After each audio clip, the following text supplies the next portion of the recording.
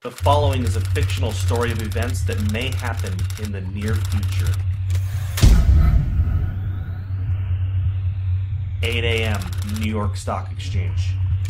It's a cold, breezy day on Wall Street as markets await the Federal Reserve's announcement for QE4. Futures are up significantly. The Dow Jones just breached its 2008 high of 14,164. Gold just hit an all-time high of 2,900. Silver just breached $100 per ounce. The dollar index is holding at 53. With official unemployment at 16.3%, there is a nervous feeling on Wall Street that if this doesn't work, the world could implode into a depression that will last for the remainder of the decade. 8:19 a.m. Beijing. Chinese officials announced that they can no longer allow Washington to devalue their holdings. After making their concerns private, China accepts that Washington will never stop paying its debts with inflated currency. China makes an official statement from Beijing, quote, "We have made our concerns known privately for some time. With QE4 about to be announced today, China will have no choice but to stop purchasing U.S. treasuries.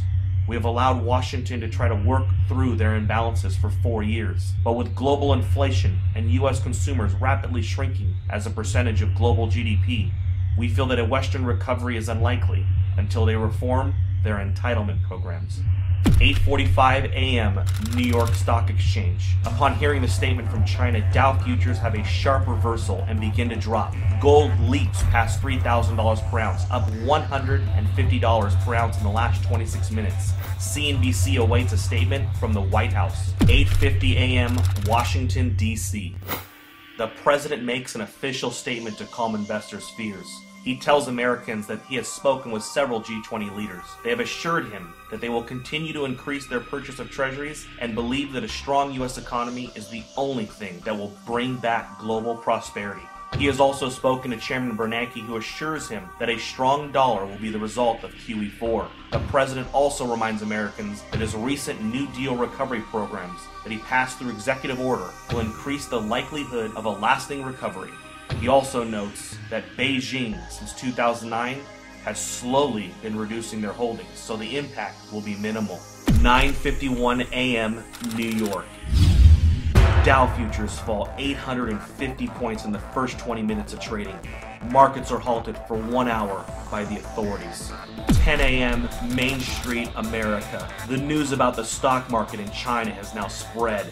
A panic begins to set in and unprepared Americans rush to the grocery store. In an attempt to purchase food and water, Americans that didn't know what was going on are alerted by all of the news stories and panic buying. Within 50 minutes, there is a nationwide rush to the stores. Empty store shelves in America become a reality. 10:52 a.m. New York. Markets reopen and the Dow Jones resumes its collapse. Investors around the world join the sell-off in bonds and stocks and begin to purchase commodities. Unlike the panic of 2008, this time commodities are seen as the only safe haven from a dollar crisis.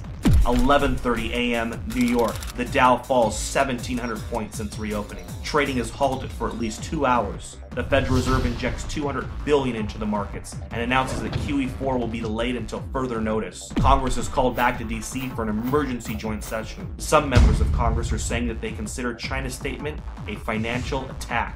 12 p.m. Main Street, America. Several cities begin to see civil unrest after grocery stores are forced to close. Traffic in the streets and violence break out. The president puts the National Guard on alert for a possible deployment onto U.S. streets if things don't get under control soon. Several news agencies are reporting injuries at grocery chains and call for the authorities to do something before it gets worse. 12:15 p.m. Toronto, Canada.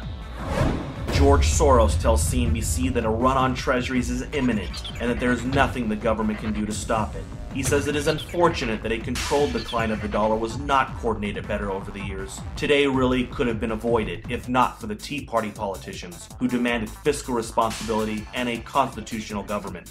3 p.m.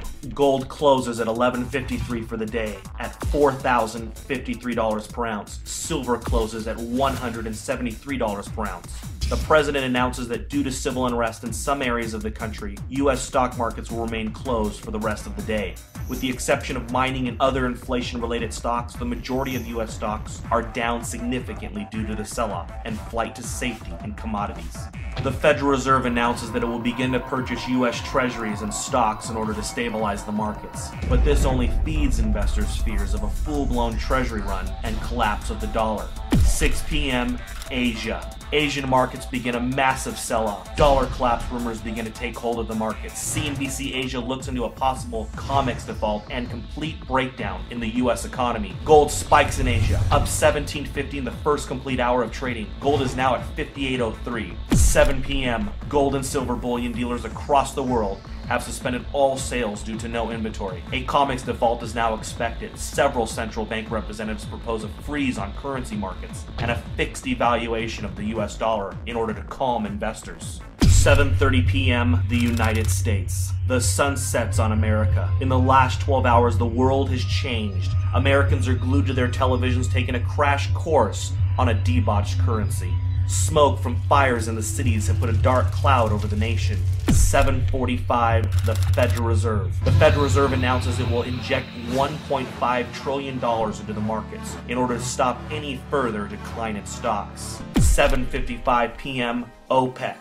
The final nail in the coffin. OPEC nations halt oil trades in US dollars until further notice. They will only accept euros, renminbi, or gold.